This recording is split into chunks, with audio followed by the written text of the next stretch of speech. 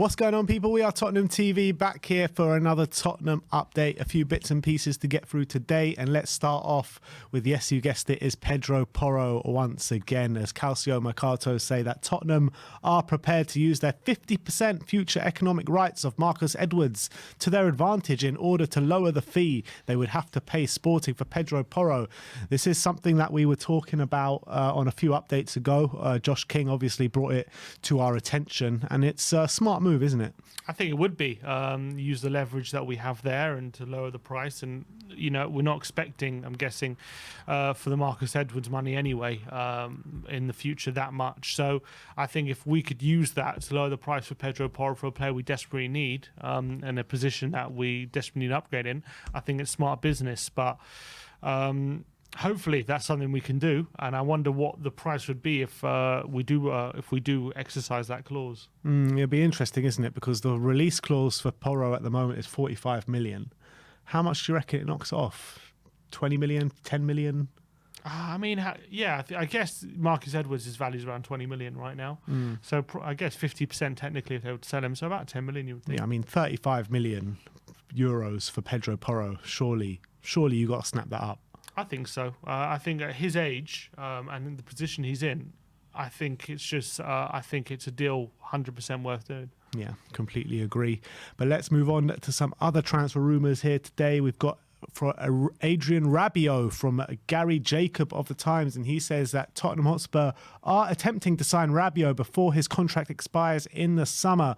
Juventus have set an asking price of £13.5 million and fear that he does want to move to England. His mother and agent, Veronica, has offered him out to both Spurs and Arsenal. And also in the article from Gary Jacobs says that Antonio Conte has put pressure on the Tottenham board to back him with experienced players in the transfer window ahead of January. Yeah, and it's interesting because he said in his press conference, didn't he, that he was talking about the January transfer window, and he said we will look to strengthen if we can, but if we do sign players, it will be within the club policy, which is young players who don't want big wages. And it's interesting to hear from people like Gary Jacob that he's looking to, they put pressure on the board to sign him up. Rabiot must be in his late 20s now. 27, yeah. Is he only 27? I thought he was older than that. Okay.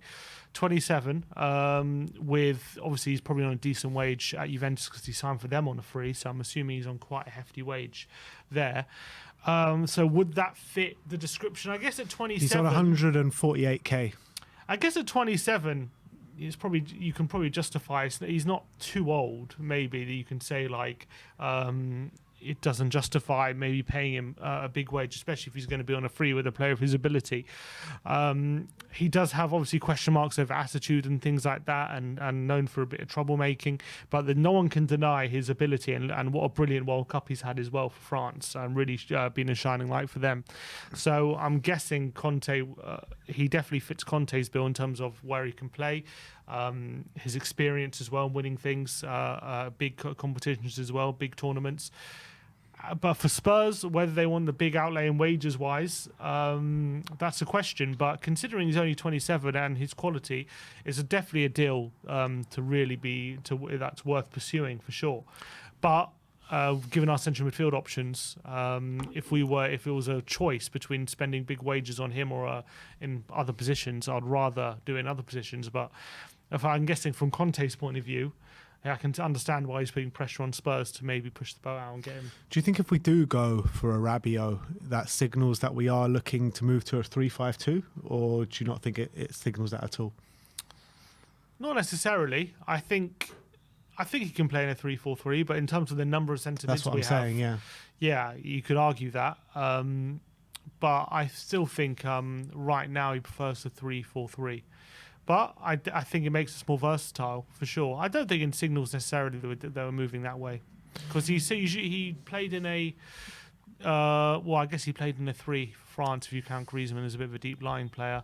But he's played in a 2 before. No, I'm not saying it because of where he's played and where his favourite position is. I'm saying it more because, you know, we're beefing up that midfield where we're already like quite nicely stocked. I just think we're versatile. I don't think Conte wants specifically. I think he wants to be very strong in 2 formations. That's what I feel. Yeah, I'd agree with that. In terms of Rabiot, though, with him being on 150k a week, obviously he's going to want a pay rise if he comes here, especially if we're paying like little, next to nothing to get him. Can you really see us putting him on close to 200 grand a week or something like that? Parity of Harry Kane.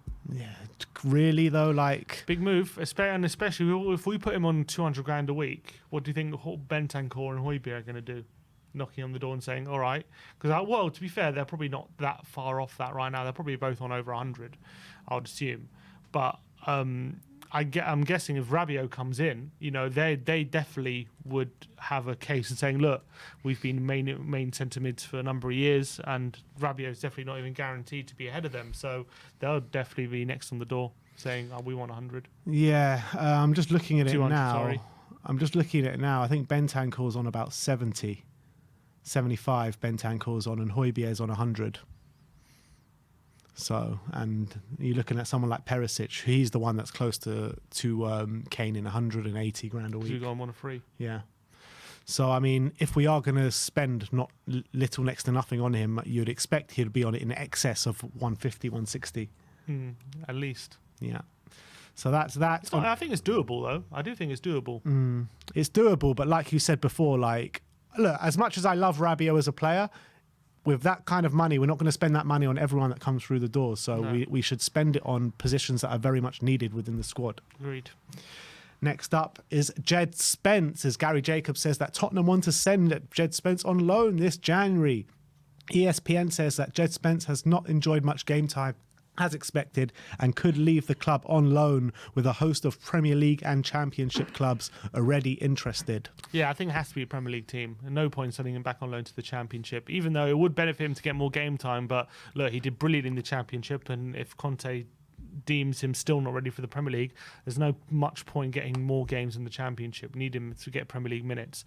It's a real shame if that's what this is where it's heading. But at least if he does get a Premier League move, maybe it's a view of next season, him being up to speed and maybe he can make an impact. But I just find it really difficult that he's not had at least a chance this season to show what he can do. It's been very disappointing. Not even one start, not even a cup game or anything. Just one start to show us if he's what he can do. Never considering how Motherwell Emerson's been behind closed doors friendly, mate. It's just a shame, like considering how Emerson's been and Doherty hasn't been great as well so far this season. The fact that if they'd been playing well, I could kind of see it. But the fact that they've been really poor, it's disappointing that he hasn't had a look in. But look, he's the one seeing him in training, and I'm sure Conte knows what he's doing. Of course, he's a world-class manager, so I can't really question him in that front. But I just find it disappointing that we haven't been able to. He hasn't had the chance to at least show that what he can do. Yeah, it's a massive source of frustration for me. It's a massive source of frustration for the majority of the fan base, to be honest, from what I'm hearing when I speak to people and what you see online and stuff like that. Free Jed Spence hashtag and all that kind of stuff. But if we do sign one, is it, I guess it's, if we do sign another one in January, I guess it's more palatable for him to go on loan. Yeah, it is. But like what I'm saying is like, how can you persist with players like Emerson Royale and Matt Doherty, who have clearly been nowhere near the standard that Antonio Conte needs and that we want to see, when you've got someone like Jed Spence? Well, yeah, fine, he's an unknown and he's a young player coming through, but at least give the guy a go, see what he's about.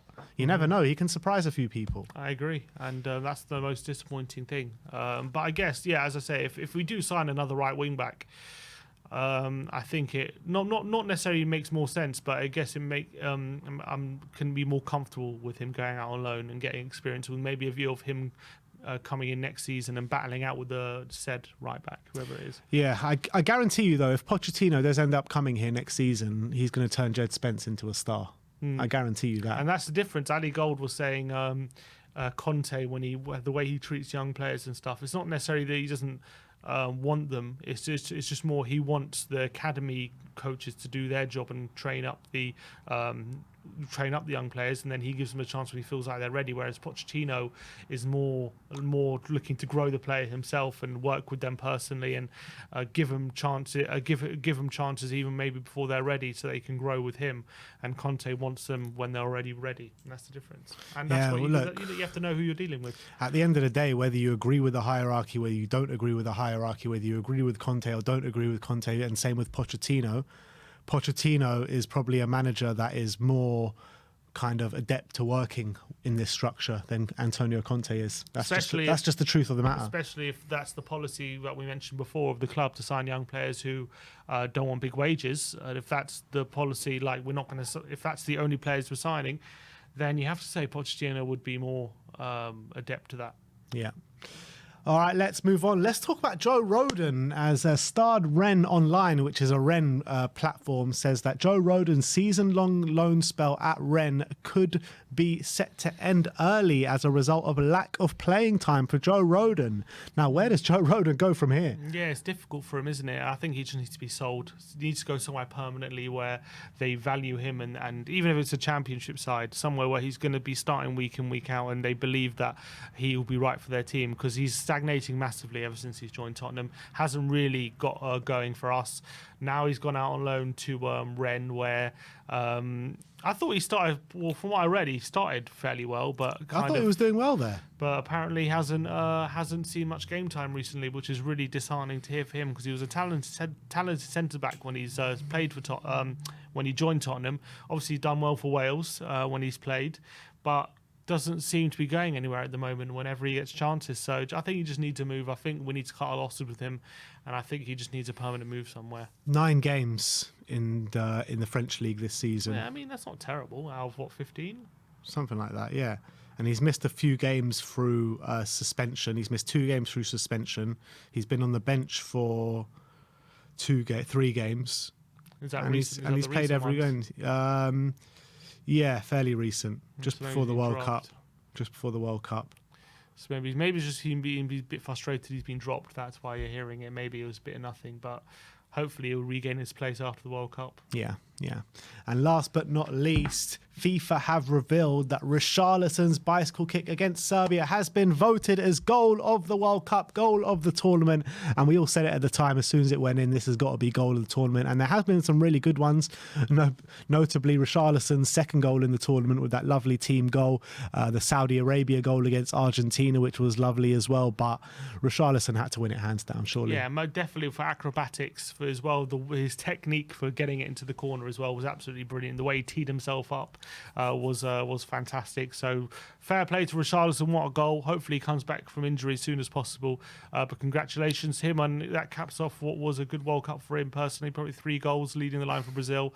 Unfortunately, it didn't end very well. But I think for that game against Croatia, we can see now he probably wasn't fit, seeing as look at this injury he's picked up. So he probably wasn't 100% for that game against Croatia, which led him crashing out. Yeah, exactly. And talking of his fitness, Antonio Conte did mention it in the press conference today and said he'll be out for 3 to 4 more weeks after today. Injury. Yeah, serious injury. So not great news to hear. We wish Rishi a big, speedy recovery. But that is your Tottenham update for today. Let me know in the comments section below if you have any thoughts regarding any of the news stories brought to you today. Like, subscribe and comment. And as always, come on you Spurs.